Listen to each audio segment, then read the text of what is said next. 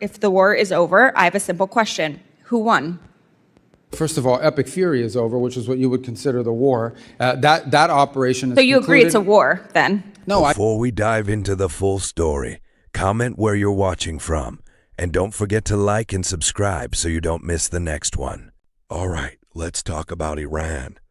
Rep. Jacobs just grilled Secretary Rubio over his claim that the war is over. A statement that's shocking if you've got family deployed or know what's actually happening on the ground. Marines off the coast, 48-hour deployment notices, and still, the Strait of Hormuz is closed. So when he says the war is done, you have to ask, done for whom exactly? Yesterday, in your Senate testimony, you told Senator Booker that the war in Iran is over. This is news to me. It's also news to my 2,500 constituents, Marines, San Diego Marines in the Middle East off the coast of Iran, the other of my constituents who are deployed there, and the thousands more of my constituents who have 48-hour deployment notices whose families are still very concerned. But okay, I will take you at your word. If the war is over, I have a simple question. Who won? First of all, epic fury is over, which is what you would consider the war. That operation is So you concluded. agree it's a war, then? No, those are hostilities. They called it a war. Okay. I'm just responding to the Senator Booker's Mr. Secretary, question. you can change the name of the operation. It doesn't change the fact that the strait is still closed and my service members and all of our service members are still in harm's way. The war is not over. But I'm agreeing with you. Okay, fine. We're taking you at your word. The war is over. Who won? Well, first of all, you're not taking me at my word. It's a fact. We're no longer conducting sustained strikes inside of Iran to degrade their military because epic fury is over. The second point is on the question of who won, I can tell you this. We defined victory as destroying their defense industrial base, significantly reducing the number of missile launchers that they possess, significantly reducing their stockpile of drones. And we achieved all of those in addition to destroying what they had left of an Air Force and wiping out their entire conventional Navy. Those are all gone. So I consider that victory, and we did too, and that was the purpose of epic fury. Okay, well, good. Based on the metrics that you just said, okay, there's actually, our intelligence community has said that Iran is reconstituting its military industrial base faster than we had predicted. And analysts assess it still holds roughly 70% of its missile stockpile and 70% of its mobile launchers. The Strait of Hormuz was open before the war. It is now closed. We have lost 14 brave American service members, over 400 are injured, and the Iranian regime remains largely intact, but now with a more hardline leader who has more incentive to try and get a nuclear weapon. So I guess I have to ask you again, Mr. Secretary, does this actually look like winning or losing to you? Well, first of all, I don't know what intelligence assessments you're referring to. We wouldn't discuss intelligence assessments if they were real. These have been publicly reported. Well, they're publicly reported. Someone committed a crime, and by the way, is also lying.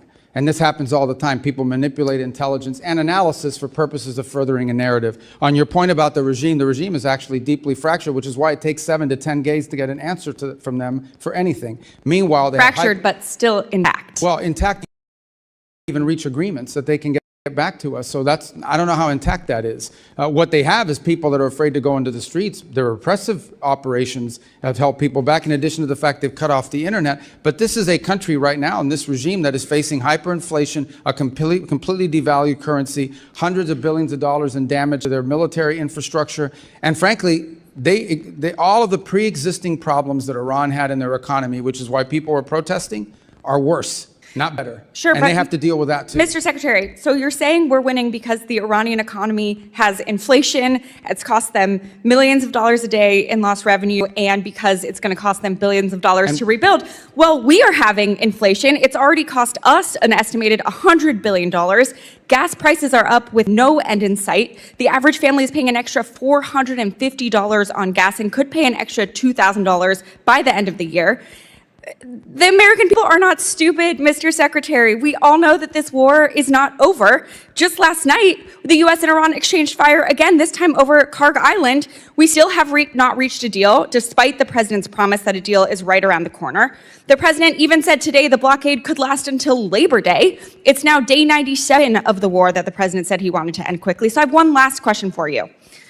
Mr. Secretary, who won the 2020 presidential election? I'm not here to answer a question. We're talking about 2020. This is a foreign affairs committee. Okay, great. You Opine can't on answer the political question, No, I even don't though we answer all no, know that I don't President answer Biden the won. question because as Secretary of State, I do not participate in domestic This is political not about issues. domestic political issues. certainly This is is. about our democracy. You're asking me to opine, just like I don't do campaign It rallies. seems like I don't you- do because as it's- Secretary of State, we're not supposed to. That's been the long tradition of the department, and you should know that if you've been on this committee for any period of time. And Mr. you're- Secretary, it seems like you have an Questions. issue admitting facts. You can't say that the president lost the 2020 election, just like you won't admit President Trump is losing this reckless war of choice, and just like you couldn't admit that the shoes the president bought you were too big. You clearly don't know what winning means, and not because the facts are unclear to you, it's because telling the truth would cost you your job, and the American people are entitled to a Secretary of State who tells them the truth even when the president doesn't want to hear it, and my constituents, our service members, deserve better. Mr. Chairman, I yield back.